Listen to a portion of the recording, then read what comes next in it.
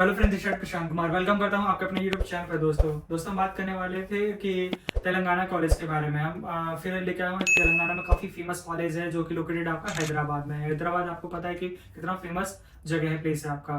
College का नाम अगर कि मैं बात करता हूँ, डिकेन कॉलेज मेडिकल एंड साइंस है जो कि लोकेटेड आपका हैदराबाद में। हम इसके बारे में बात करेंगे कि कब ये स्टैब्लिशमेंट हुआ था, कौन सा कॉलेज है एंड क्या हॉस्पिटल बेड रहने वाला है, कॉलेज के अंदर क्या फैसिलिटीज आपको प्रोवाइड होगी एंड क्या कट ऑफ रहेगी, क्या फीस रहने वाली है, क्या एडमिशन प्रोसेस रहता है। इस तरीके से हम सारी चीज़ें जानेंगे A to Z।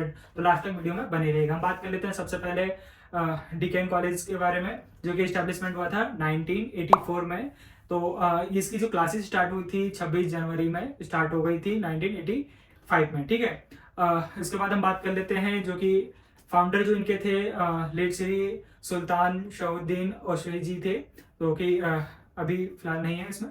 तो अगर मैं बात करता हूँ, ये मुस्लिम माइनॉरिटी कॉलेज है एंड एनएमसी से अप्रूव्ड रहने वाला है। एफिलिएटेड की अगर मैं बात करता हूँ, आपका Kaloji Narayana Rao university health science से आपका एफिलिएटेड है। ठीक है।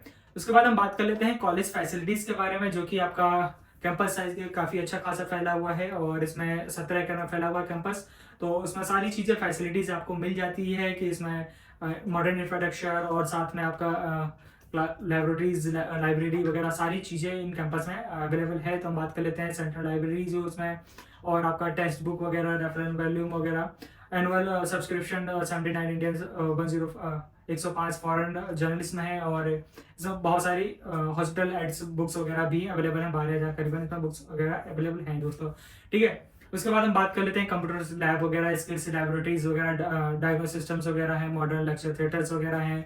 तो ये सारी चीज़ें आपको वहाँ पे कैंपस के अंदर मिल जाएगा। और साथ में बात कर लेते हैं, हॉस्टल भी अवेलेबल है गर्ल्स बॉयज दोनों के लिए। वहाँ पे भी कैंपस हॉस्टल्स के अंदर सारी चीज़ें फैसिलिटीज आपको मिल जाएगी। आपको वाईफाई और अदर चीज़ों के बारे में, सिंगल और डबल रूम जैसा आप लेना चाहो वो सारी चीज़ें अवेलेबल हैं इसके अंदर। ठीक है।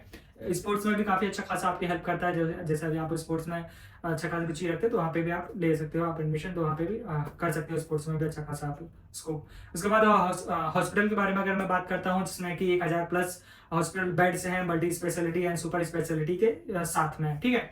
उसके बाद अगर ओपीडी की मैं बात करता हूँ, 1500 करीबन पर डे की इसकी ओपीडी रहती है। तो ओपीडी भी काफ़ी शानदार रहने वाली है अगर आप एज ऑप्शन में रखते हो। ठीक है।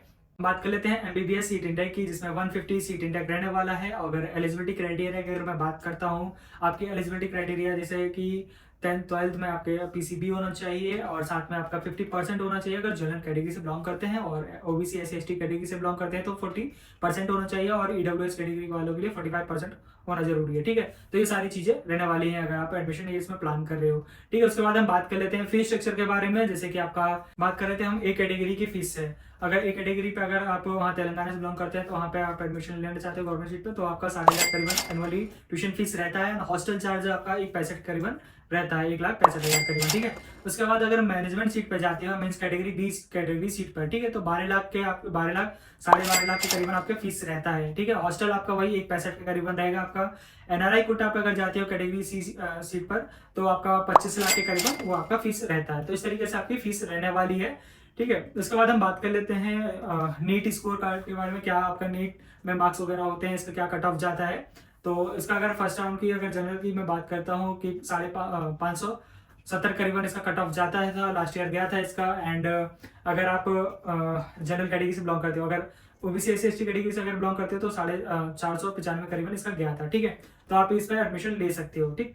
वो कैटेगरी वाइज सबका अलग अलग रहता है, कट ऑफ किस तरीके से क्या जाता है, तो स्क्रीन पर दिए हुए नंबर पे आप कनेक्ट कर सकते हो। मैं रैंकिंग से लेके कट ऑफ से लेके सारी चीज़ें आपको ब्रीफ कर दूंगा। ट्यूशन फीस से लेके एक्सवाइजेड जो भी रहता है आपके मन में डाउट, वो सारी चीज़ें मैं क्लियर कर दूंगा। ठीक है। उसके बाद हम बात कर लेते हैं एडमिशन प्रोसेस वगैरह के बारे में, जो कि आपका मैंने बता दिया है कि 2 तरीके से यहाँ पे सीटें हैं, 3 तरीके की। तो जैसा भी आप चाहते हो उस तरीके से आप रजिस्ट्रेशन करके वहाँ पे एडमिशन ले सकते हो। तो वही होता है आपका चॉइस फिलिंग, सीट लॉक वगैरह, आपका seat allotted, document verification, fees submission and last is reporting time. ठीक है।